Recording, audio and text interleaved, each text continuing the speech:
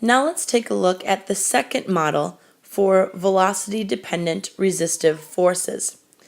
This particular model is one where that resistive force is proportional to v squared instead of just a v.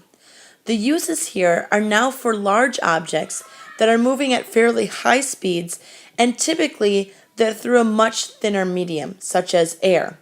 This could be airplanes, maybe a skydiver, or even a baseball on its flight out to the home plate. Here, your resistive force becomes a little bit more complicated in the analysis for what that resistive force depends on. And in fact, you can see the equation here as that resistive force being equal to 1/2 d rho a v squared. So let's talk about each of these pieces that are in this equation. Starting with the rho. The rho is the thing that looks like a lowercase p. And that rho is representing the density of that medium. So like I said, typically we're looking at these things through air. So rho would now be representing the density of air. A in the equation would be representing the cross-sectional area of the object.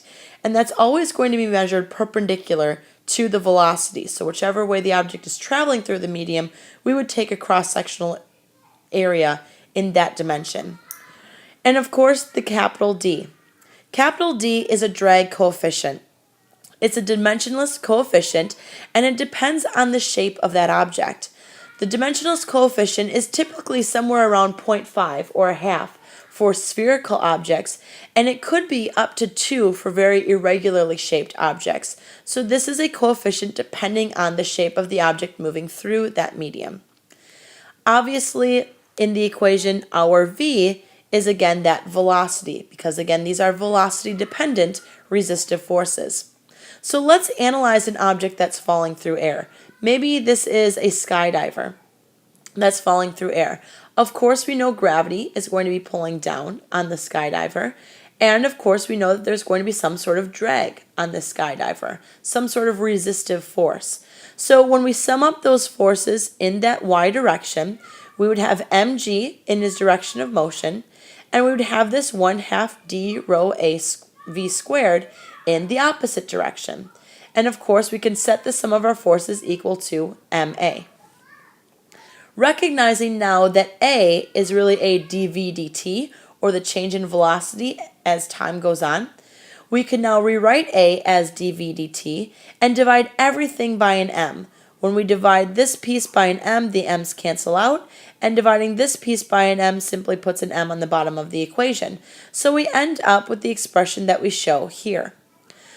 When we know that the resistive force has finally equaled out to gravity, when this resistive force has grown to the point where that velocity has gotten faster and faster, so that resistive force got bigger and bigger until it was finally equal to that force of gravity, that's when we know that our acceleration will finally be equal to 0. And when the acceleration is equal to 0, we know that this velocity is going to now be a terminal velocity, because the object is not going to be accelerating anymore, and it will maintain that terminal velocity for the remainder of its flight.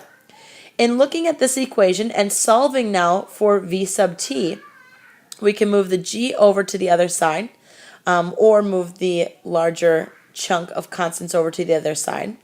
We could also multiply by the 2m on that other side and divide by the d rho a. So ultimately, we end up getting this expression for terminal velocity for this second model. Again, this terminal velocity is a little bit more complex than what we saw before, but we can still use this model for some problem solving. When you guys come back to class, we'll try a couple of problems and let you actually practice using this type of model with some of our problems in AP Physics.